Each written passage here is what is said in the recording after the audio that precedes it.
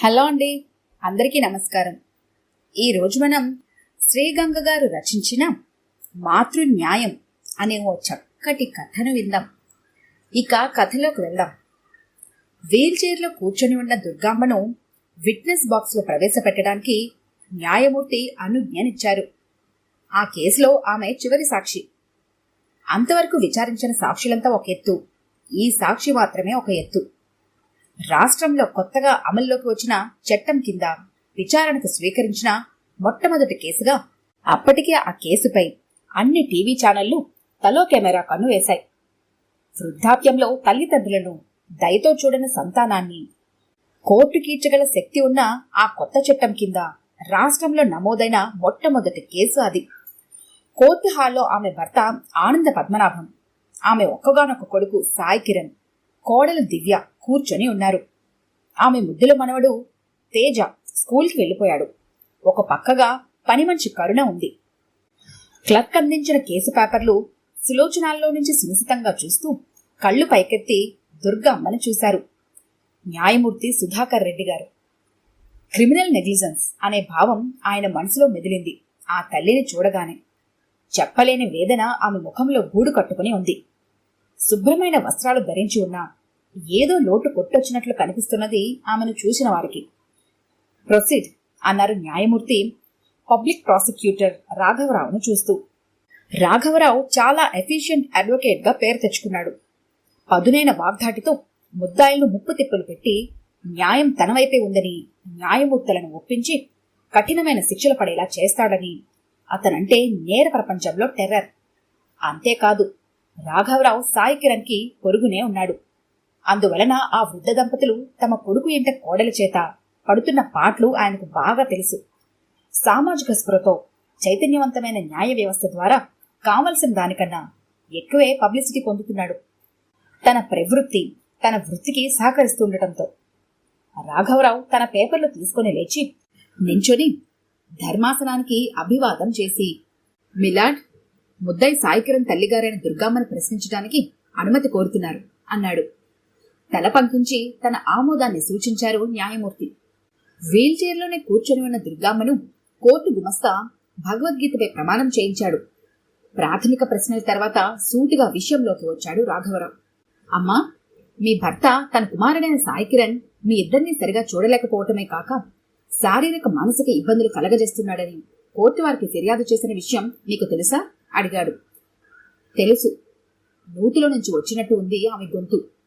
సాయికిరణ్ కి వ్యతిరేకంగా కేసుని బలంగా ప్రజెంట్ చేస్తున్నాడు రాఘవరావు.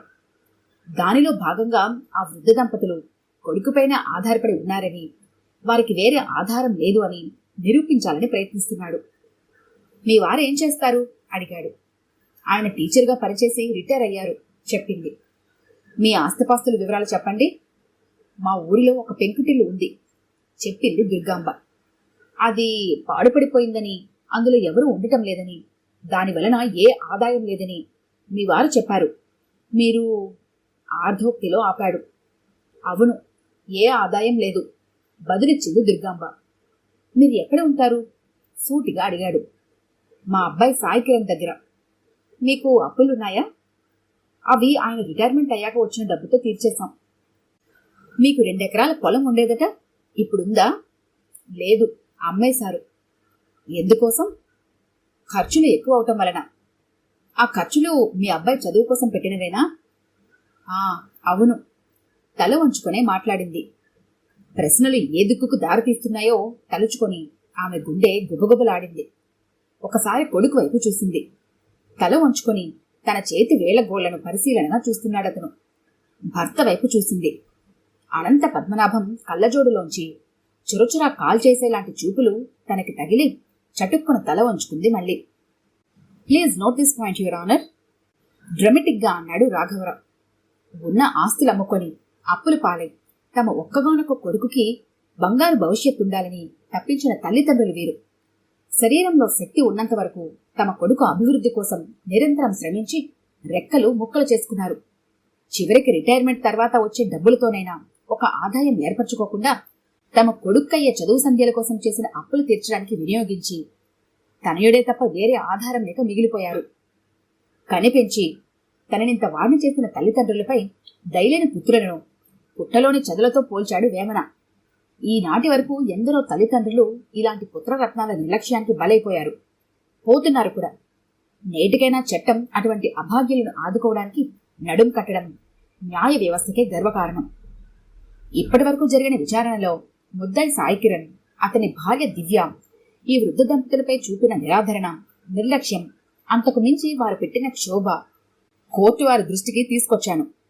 ఇవన్నీ పరిశీలించి ఇటువంటి పుత్రరత్నాలకు గుణపాఠం కలిగేలా ముద్దాయిని కఠినంగా శిక్షిస్తూ ఈ వృద్ధ దంపతులకు న్యాయం చేస్తారని ఆశిస్తున్నాను. ఒకసారి కోర్టు హాల్నంతా తన చూపులతో చుట్టి సుదీర్ఘ ఉపన్యాసం ముగిస్తూ న్యాయమూర్తికి అభివాదం చేసి కూర్చున్నాడు రాఘవరావు. డిఫెన్స్ లాయర్ ప్రవీణ్ లేచి నించున్నాడు. కేసులో న్యాయం తన వైపు లేదనే విషయం మనసులో మెదులుతూ ఉంటే, డిఫెండ్ చేయలేని కేసు తీసుకున్న లాయర్లు ఎలా ఉంటారో అలాగే ఉన్నాడు ప్రవీణ్. తన చేతిలో ఏమీ లేదు. కేసు అప్పటికే ఒక ముగింపుకొచ్చేసింది. నిరుత్సాహంగా ముందుకు నడిచి రొటీన్గా తను చేయవలసిన పనులు చేయటానికి బలిపీఠం దగ్గరకు స్వయంగా వెళ్తున్న మేకపిల్లలా వెళ్లాడు. న్యాయమూర్తికి అభివాదం చేసి లలితమ్మని క్రాస్ ఎగ్జామిన్ చేయడానికి ఉపక్రమించాడు ప్రవీణ్. మిమ్మల్ని మీ కొడుకు కోడలు బాగా చూసుకుంటారా? బాగా చూసుకుంటారు అంది దుర్గాంబ. ఈ జవాబు వినగానే ప్రవీణ్ తన చెవులను తానే నమ్మలేకపోయాడు. అతను ఊహించిన దానికి భిన్నంగా సమాధానం రావటంతో కేసు గెలవచ్చునేమో అని ఆశ కలిగింది. తనకు లభించిన కొద్దిపాటి అడ్వాంటేజ్ ని పూర్తిస్థాయికి చేయడానికి ఉద్యుక్తుడయ్యాడు. అంటే మీరు మీ కొడుకింట్లో సంతోషంగానే ఉంటున్నారు కదా అన్నాడు. దుర్గాంబ నోరు తెరిచేలోపే రాఘవరావు స్ప్రింగ్లా లేచాడు. అబ్జెక్షన్ యువర్ ఆనర్, కుశల ప్రశ్నల రూపంలో సాక్షిని తప్పుదోవ పట్టిస్తున్నారు అన్నాడు. Objection over ruled.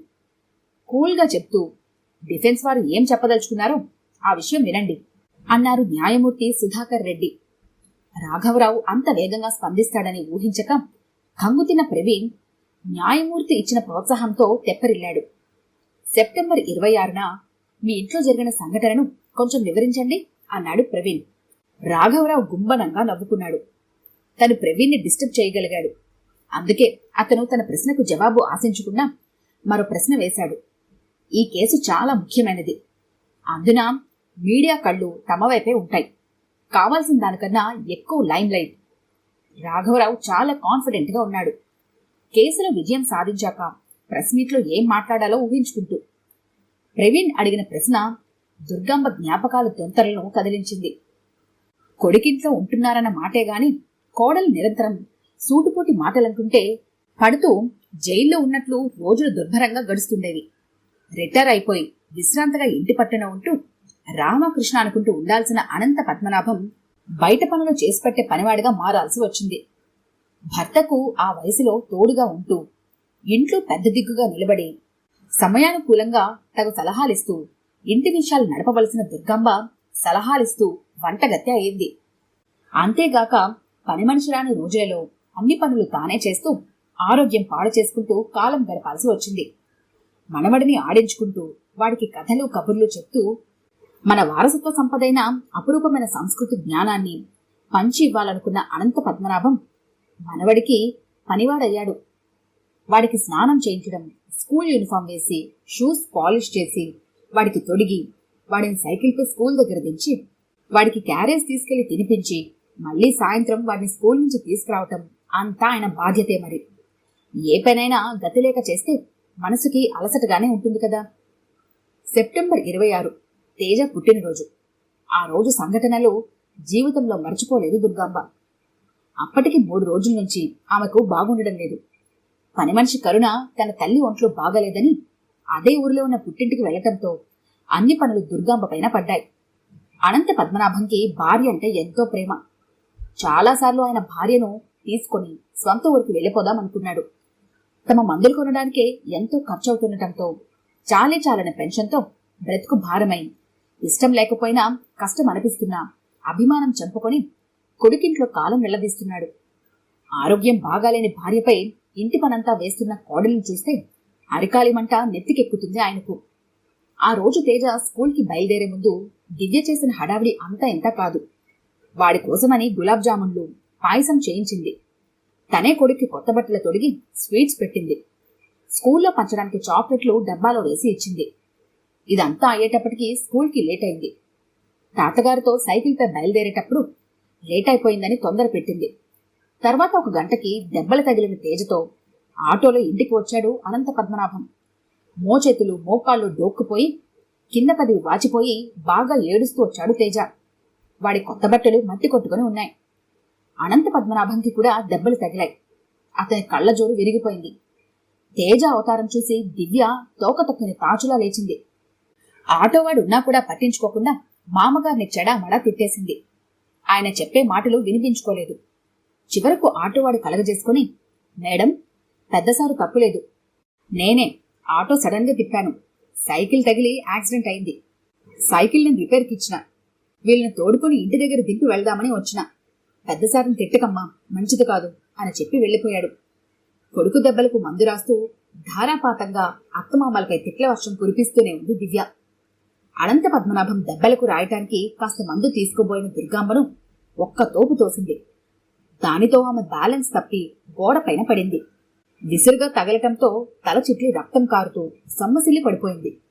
ఆ తర్వాత దుర్గాంబ కళ్ళు తెరిచేసరికి హాస్పిటల్లో ఉంది. అనంత పద్మనాభం పక్కనే కూర్చుని ఉన్నాడు. ఎంతో ఆందోళన పడుతున్న భర్తను చూసి చాలా బాధపడింది తను. జరిగినదేదో జరిగిపోయింది. ఇక అన్ని విషయాలు మర్చిపోయి మామూలుగా ఉండాలని అనుకుంది తను. కాని ఇదిగో ఇలా జరిగింది. ఇప్పుడు ప్రవీణ్ కోర్టులో అడుగుతుంటే ఒక్కసారిగా అన్ని జ్ఞాపకాలు ఆమెను చుట్టుముట్టాయి. ఆ రోజు మా మనవడి పుట్టినరోజు. స్కూల్కి వెళ్తున్నప్పుడు రోడ్డు మీద ఆటోకు తగిలి సైకిల్ నుండి పడిపోయాడు. తేజకు దెబ్బలు తగిలాయి. ఇంటికొచ్చాక వాటిని చూసి అంతా బాధపడ్డాం అని మాత్రం చెప్పింది. మీ కోడలు దివ్య మీ పైన చేయి చేసుకుందని, మీ అబ్బాయి అక్కడే ఉన్నా వారించలేదని మీ భర్త చెప్పారు. మీరేమంటారు? అసలు విషయం దగ్గరికొచ్చేసరికి అంతవరకు తెచ్చిపెట్టుకున్న గాంభీర్యం పోయి దాని స్థానాన్ని బేలతనం ఆక్రమించుకుంది ప్రవీణ్లో. దుర్గాంబకు కూడా పరిస్థితి అర్థమైంది. ఇప్పుడు తన చెప్పబోయే మాటలపైనే ఒక పక్క తన భర్త పరువు, మరో పక్క తన కొడుకు పరువు ఆధారపడి ఉన్నాయని ఆమెకు తెలుసు. ఒక్క పరువే కాదు, భర్త విషయంలో ఆయనతో తన అనుబంధం, అనురాగం, తనపై ఆయన చూపించే ప్రేమాభిమానాలు, మరొక వంక కొడుకు విషయంలో శిక్షపడి అవమానపడుతున్నాడన్న బాధ ఆమెను ఎటూ తేల్చుకొనివ్వటం లేదు. అయ్యా, నేను ఓ 4 మాటలు చెప్పవచ్చా? న్యాయమూర్తి వైపు తిరిగి అభ్యర్థనగా అడిగింది దుర్గాంబ. న్యాయమూర్తి సాలోచనగా ప్రవీణ్ వైపు చూసి అతనికి అభ్యంతరం ఉండదని గ్రహించి దుర్గాంబతో చెప్పండి అన్నారు. తప్పు చేసిన వారిని దండించి చక్కదిద్దడానికే రాజ్యాంగం న్యాయస్థానాలను ఏర్పరచటం. కొత్త కొత్త చట్టాలు చేసేటప్పుడు మీలాంటి పెద్దలంతా ఆలోచించే చేస్తారు. కానీ సమాజంలో జరిగిన తప్పుకు సమాజం బాధ్యత ఉండదా? మాటలు కూడగట్టుకుంటూ ఆలోచనలో ఒక తాటిపైకి తేవటం కోసం ఒక క్షణం ఆగింది దుర్గాంబ. న్యాయమూర్తి ఆమె వైపు ఒకంత ఆశ్చర్యంగా చూశారు. కోర్టు హాల్లో అంతా కుతూహలంగా ఆమె ఏం చెబుతుందో అని శ్రద్ధగా వినసాగారు. కాస్త స్వాగతంగా, కాస్త ప్రసంగంగా తన ధోరణిలో మళ్లీ మాట్లాడటం ప్రారంభించింది దుర్గాంబ. పిల్లలను బాగా చదవమని ఒత్తిడి చేస్తున్నాం. చిన్నప్పటి నుంచి వాళ్ళ కాంపిటీషన్ పెంచి ఎక్కువ మార్కులు చదివే ప్రోత్సహిస్తున్నాం. ఈ రోజు చదువు నేర్పడం తప్పితే సంస్కారం నేర్పే బడులున్నాయా? మాస్టర్లున్నారా? ఆ పిల్లలే పెరిగి పెద్దయ్యాక సమాజంలో సరిగా బ్రతకకపోతే దానికి సమాజం, అందులోనే ఉన్న తల్లిదండ్రులు, ఉపాధ్యాయులు, మేధావులు, ప్రభుత్వాలు బాధ్యత తీసుకోరా? అడిగింది దుర్గాంబ. అంటే ఈ చట్టం వలన ఉపయోగం లేదంటారా? తన ఎదురుగా మాట్లాడుతున్న మహిళ విద్యావంతురాలు అన్న స్పృహ క్షణకాలం బలపడుతుండటంతో ఆమె అభిప్రాయం విలువైనదన్నట్లు అడిగారు న్యాయమూర్తి. చట్టానికి ఉపయోగం ఉందా లేదా అనేదానికంటే చట్టం ద్వారా ఎంత మార్పు వస్తుంది అనేది కూడా ముఖ్యం కదా. స్వయం పాలనను సమర్థిస్తూ ఎందరో ఉద్యమాలు కూడా చేస్తున్నారు. ఇలాంటి నేపథ్యంలో ప్రభుత్వం మరి గృహపాలనలో జోక్యం చేసుకోవటం అంత అవసరమా? మా ఇంట్లోని పని మనిషి కరుణను చూడండి. ఆమె చదువుకోలేదు. అయినా తల్లికి ఒంట్లో బాగలేదంటే తన పని మానుకొని ఆమెకు సేవ చేయటానికి వెళ్ళింది. అదే తమ తల్లిదండ్రులు హాస్పిటల్కి తీసుకెళ్లాలంటే సెలవు పెట్టి ఎంతమంది పిల్లలు వెళ్తున్నారు? చదువుకుంటే సెంటిమెంట్స్ చచ్చిపోతాయా? మన పిల్లల పెంపకంలో పెద్దవాళ్లపై ప్రేమ, ఆప్యాయతలు ఎంతవరకు కలిగిస్తున్నా? ఉమ్మడి కుటుంబాలు ఎప్పుడో పోయాయి. కనీసం తాతయ్య, మామలతో కులాసాగా గడిపే బాల్యం మన పిల్లలకు ఇస్తున్నామా?